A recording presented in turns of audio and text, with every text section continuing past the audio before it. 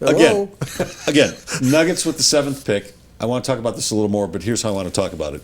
Yes, I want sir. to show you some past picks who were number 7 overall. Well, we who know had one is in the Final Four. who had this pretty year. good careers. Take a look at this graphic, all right? These are just some guys through the years who have been picked number 7. Stephen Curry, of course, this year's reigning MVP. Luol Deng has carved out a pretty nice career in his 11 years in the league. Richard Hamilton, KJ, all-star point guard, played for the Phoenix Suns. 1, 2, 3, Roy 4, Tarpley, 5. Speaking of edibles. before he had, speaking of edibles, before Tarpley had the drug problem, 7, he was a very good rebounder in this 16. league. Chris Mullin, a Hall of Famer. Alvin Robertson, one of the better defensive guards we've ever seen. Would you like to It's a take this pretty good- first, or can I just make one Wait, point? wait. One more graphic. I want to show you number 7 picks who have played for the Denver Nuggets in the past, okay? Here we go. 1, 2, 3. On your mark, get set, go. Corey Brewer, a nice piece for a team that won 57 games a couple years ago. Randy Foye, who started a number of games for the Nuggets this past year, pretty good shooter. young. Nene, a little disappointing, but he put up 12 and 7 for the most part throughout his career, 12.7 McLeod. rebounds. And George McLeod, who played here for 3 years, actually. Now, all those guys who have played for the Nuggets as the number 7 pick overall, they were drafted by other teams. I don't think the Nuggets have ever had a number 7 pick in the draft. I'd rather have iCloud than McLeod. Than George McLeod? I'd rather have McLeod, who used to be that sheriff from Taos, New Mexico, that went to New York.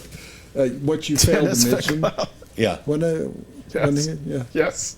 McLeod, it was a TV series. What did I fail to mention? You listed 7 great players. You were trying to prove something, I guess. That you can get a good player at number 7. Yeah. And I counted it up. That's 7. 7 players, I Yeah. think you put up, out of 32 drafts. There were a few other marginal players. They carved out decent NBA That careers. would be that there's But less than a 25% look, chance the that the fact is, 7th pick there becomes any kind of player. There were some good players. There were some really good players. But outside of Steph Curry, there were no franchise changers. Well, and I would say beyond that 7, you went and searched for 7 guys that we could put up 24 guys that sucked in their careers at the 7th pick. And again, I was trying to be a little optimistic for all the Nuggets fans, Wood. Whether it's luck or skill at picking the right guy at 7, that's probably your odds of finding. It's probably about 25% chance you find a good to great player, a regular starter to an all-star player. You got about a 1 in 4 chance. And if you're smart, you'd probably improve those odds a little bit. And if you're Bernie Bickerstaff, you probably have a 0% chance. Well, Bernie Bickerstaff is off scouting for a team. How scary is that? That he's actually scouting for a team when he couldn't do anything while he was here. His son is a coach somewhere in the league, I think. Do you really believe, I want to come back to this, do you really believe that someone ahead of the Nuggets would take Ty Lawson and trade with the Nuggets? Yes. Any of those teams? Give me a couple examples. Well, all right. Of the teams ahead of the Nuggets, it's Minnesota. They don't need a point guard. So they're not going to make the deal. The Lakers do need a point guard, and the Lakers need talent. They've got no talent on that roster. The Lakers were an unrecognizable franchise to us the last couple of years, especially when Kobe was out. Okay, so I buy if the Lakers had stayed at 4 instead of moving up, that they would be a target. But you're going to walk out there and say the question we was, gave up guys, Okafor for Ty Lawson, who's in Vegas right now. Who needs a point guard? Okay. I'm telling you who needs a point guard. The Lakers need a point guard. They're picking at number 2. Philadelphia needs a point guard. They're picking at number 3. The Knicks need a point guard. They're picking at number 4. Sacramento needs a point guard. And let's not forget who's coaching Sacramento. George Karl, who is somewhat of a fan of Ty Lawson and wants to run the ball in Sacramento. So there are teams ahead of them that do in fact need a point guard and need a point guard of Ty Lawson's caliber because he's an improvement over what they have. So if they can get Ty Lawson and the number 7 pick overall, I think there's a possibility that the Nuggets could entice a team into a trade. You are like reading my Twitter feed. It's like, what planet are you on? I mean, why would you trade Ty Lawson to George Karl and the number 7 pick so you can move up 2 in the draft? That's nutso. If the guy you want is there, Mark, teams will do that. Who would be that guy that's there that you think is This is it's a 4-player draft to me, and let's go through it.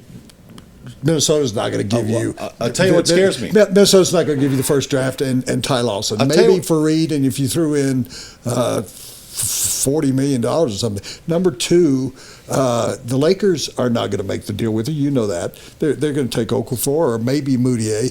And number three, Philadelphia's going to get a point guard that's going to be better than Ty Lawson, even as a rookie. Number four, the Knicks are going to get a point guard that's better than Ty Lawson. So let's eliminate those 4 teams. So you come to Sacramento. That makes some sense, but tell me who you're now moving up to get that you really like. Don't tell me it's Willie Collins. I'll tell you what scares me. I think the Nuggets like Hazanya. I think this is a Eurocentric coaching staff and scouting staff, and they like this kid. I agree with you there. And that's a very smart thing. And if that guy is available at number 5, and they think one of the 2 teams ahead of them is going to take him instead, I think they try and make a deal. I mean, Zinger, the big center from Latvia. Please no. Please no. Okay. He's a 7-footer who's probably skinnier than Manute Bol. Right. He is so unrefined. No, he's not. Nobody's skinnier than Manute Bol. He is so unrefined.